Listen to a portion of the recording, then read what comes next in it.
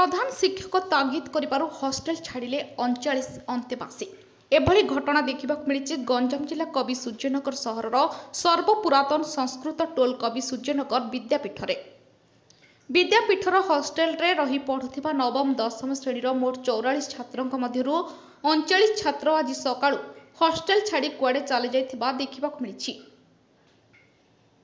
गत वर्ष विद्यापीठटी 5T रे रूपांतरित होगा पर अंतेवासी माने नारायणपुर शासन निकट बंद विद्यालय कोठारे रहुथिबा बेले सेठारे षष्ठ श्रेणी ठारू दशम श्रेणीर समस्त श्रेणी छात्री रात्रि जापान लगी सुविधा नहेबा कारणरू नवम दशम श्रेणी छात्र माने रूपांतरित नूतन कोठारे रात्रि जापन करुथिले। तेबे नूतन कोठा शौचालय लागिथिबा टैप गुड़िक छात्र माने बारंबार भांगिबा कारणरू प्रधान शिक्षक समस्त को गाली करथिले। एही कारणरू छात्र माने हॉस्टेल छाड़िथिबा कहिसंती प्रधान शिक्षक और हॉस्टेल रे रहुथिबा अन्य छात्र। अन्यपटे एही छात्र माने कुआडे जाइछंती ताहार वर्तमान सुधा कोनोसी सूचना नथिबा बेले एने कवि सूर्यनगर थाना रे प्रधान शिक्षक कवि सूर्यनगर थाना रे लिखित अभियोग करिथिबा जणा पड़िछि। मो नाम होचे अशोक सिंह, मो गाँव होची कोइठगुड़ी। को स्कूल रे पाठ पढुछो, केते क्लास रे पढुछो?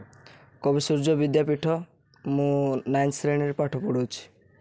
बाबू आमे 9 10th 25 जण थिलु, हेले गुरुजी आमान को आम 10 जोगुरु आमान को किछि पद कहले सेथि द्वारा तांके राग होई कि काली डिक्सासन नेले जे आमे समस्ते घर को पळेबा बोली कहले। तापरे समस्ते चली गले। केते बेले से कोन कहले तम माने? गुरुजी आमान को कहले जे आम भल जो कहले जे कौन भूल करथिलो कि नाय कोन बोले गुरुजी को कथा हमें मान लेनु सेथि पाए। कौन मानिलोनी कौन माने कौन माने काई को पानी टैप खुलवा पाए कोई न कहिथिले आमे खुली देलु सेथि पाए। आ गुरुजी गाली कले तापर सेथि द्वारा से राग धरि कि से हॉस्टेल समस्त सुइबा पाए जाउथिलु। से समय रे पिला जाको पळैथिले, आमे सेतले जानि नथिलु, उठिक जाइथिले सब पिला। पहले तुम मिसी तो थिला पिला गला तो का कहिछु गुरुजी पिला पळले बोली कि ना आमे का कहिनु। हेले कौन से सब जो आगु कथा होते तुम्हें तो शुणी थी कथा कौन कौ राग आसबे ना ना स्कूल को ना आसबू कहूँ बापा माँ को धरिकी आम आसबू कहूँ। तुम कहीं गलनी समस्ते पढ़े तुम केमी ना मु जानी से कथा मु गलिनी इच्छा लगनी आ बापा गाड़ी कला कुआड़े आइले कि बाड़े भी कहला से गलिनी।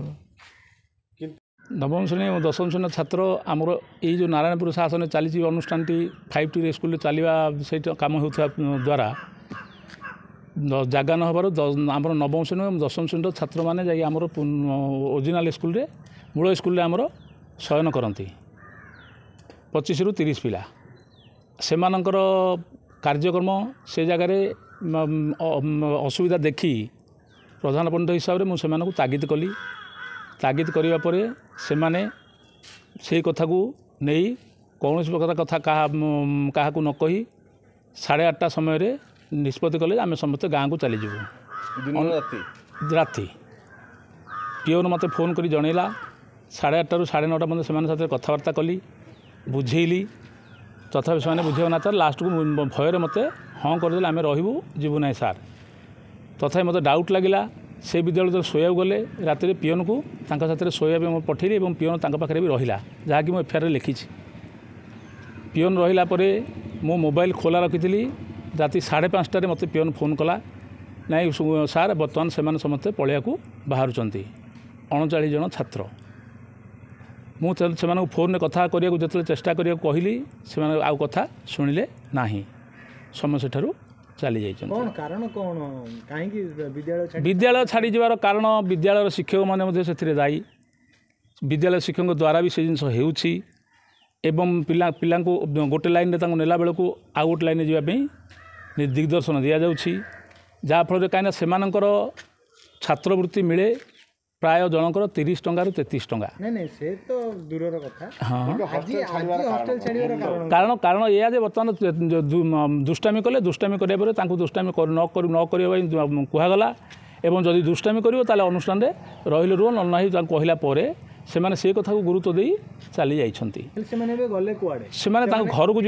ଘରକୁ ଯିବା ପାଇଁ ମୋତେ କହିଛନ୍ତି। ରୁହନ୍ତୁ ଆଜ୍ଞା, ହଁ ହଁ ସେମାନେ ଏବେ ଗଲେ କୁଆଡ଼େ କୁଆଡ଼େ ଯାଇଛନ୍ତି ସେମାନଙ୍କର ପତା ଆପଣ ଜାଣିଛନ୍ତି? ନାଇଁ ପତା ତ ସେମାନେ ମୋତେ ଘରୁ ଗ୍ରାମକୁ ଚାଲିଯିବେ ବୋଲି କହିଲେ, କିନ୍ତୁ ତାଙ୍କ ପତା ମୁଁ କୁଆଡ଼େ ଯାଇଛନ୍ତି ପ୍ରକୃତ କଥା ତ ମୁଁ ମଧ୍ୟ ଜାଣିନାହିଁ। ସେଥିପାଇଁ ମୁଁ ସ୍କୁଲ ହେଡ଼ମାଷ୍ଟର ହିସାବରେ ଥାନାରେ ମଧ୍ୟ ଏକ ଏଫଆଇଆର୍ ଦେଇଛି।